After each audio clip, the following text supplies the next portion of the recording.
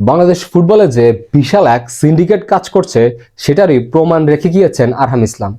এটা আজকের ভিডিওতে আমিও প্রমাণ করে দিব এবং আরহাম ইসলাম বাংলাদেশে খেলার সম্ভাবনা কতটুকু, তাকে নিয়ে আমরা আর স্বপ্ন দেখতে পারি কিনা, নাকি তাকে আমরা একেবারে হারিয়ে ফেললাম, সেটাও জানিয়ে দিব এই ভিডিওতে। তো প্রথমেই জেনে নিচ্ছি, আরহাম ইসলাম একজন বাংলাদেশি বংশোদ্ভূত ফুটবলার, অস্ট্রেলিয়ান ফুটবলার। তিনি বাংলাদেশের অনূর্ধ্ব-17 দলে 2024 সালে খেলে গিয়েছিলেন।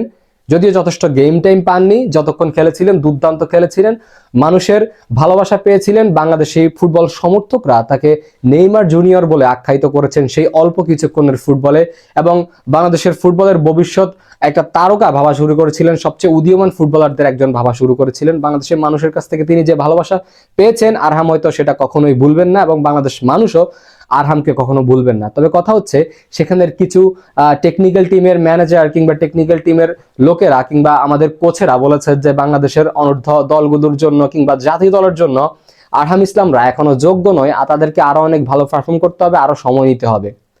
কিন্তু সেই আরহাম ইসলাম গতকালকে অস্ট্রেলিয়ার অনূর্ধ্ব-20 দলের সুযোগ পেয়েছে। অস্ট্রেলিয়া যে দলটা রীতিমতো বিশ্বকাপ খেলা এবং বর্তমানে ফিফা র্যাঙ্কিংয়ে তারা 26 নম্বরে আছে, সেই দলের পাইপলাইনের দল অনূর্ধ্ব-20 দল। সেই দলে প্রথমে গত মাসে আরহাম ইসলাম 30 দলের সদস্যের মধ্যে ক্যাম্পে ডাক পেয়েছিলেন, এবং গতকালকে আরহাম ইসলাম স্কোয়াডে ডাক পেয়েছেন সরাসরি।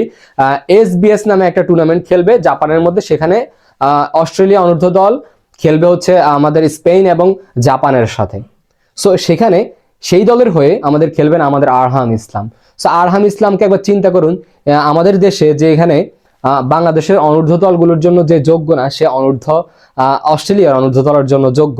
এখানেই প্রমাণ পাওয়া যায় যে বাংলাদেশের মধ্যে আসলে কি চলতেছে, খেলোয়াড় যে নষ্ট করছে, বাংলাদেশের টেকনিক্যাল টিম, বাংলাদেশের সিলেকশন প্যানেল, বাংলাদেশের কোচেরা কতটা অযোগ্য, কতটা অসৎ, সবকিছুর প্রমাণ পাওয়া যায়। কেন বলছি আরহাম ইসলাম সিন্ডিকেট প্রমাণ করেছে, তার একটা বড় কারণ হচ্ছে বাংলাদেশে এরকম খেলে যাওয়া ফুটবলার পরে গিয়ে অনেক বড় টিমে চান্স পাওয়া কিংবা চান্স পেয়েছেন বা খেলছেন, এমন খুব নজির কমই আছে। আরহাম ইসলাম একদম একদম নজিরবিহীন একটা ঘটনা, যেটা হচ্ছে বাংলাদেশ থেকে কিছুদিন আগে খেলে গিয়েছেন, এখন তিনি এত বড় একটা টুর্নামেন্টে সুযোগ পেয়েছেন।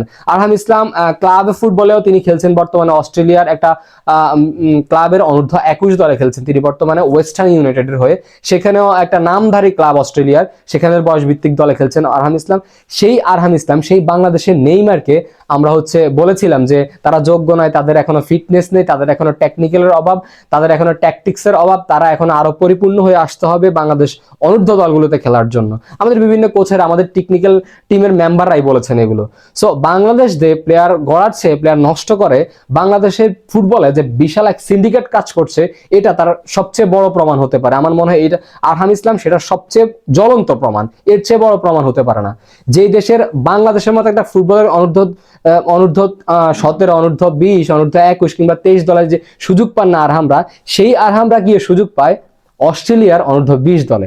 আপনি চিন্তা করুন, বাংলাদেশের ফুটবল কতবারের বিশ্ব চ্যাম্পিয়ন হয়তো হয়ে গিয়েছে এটার জন্যই।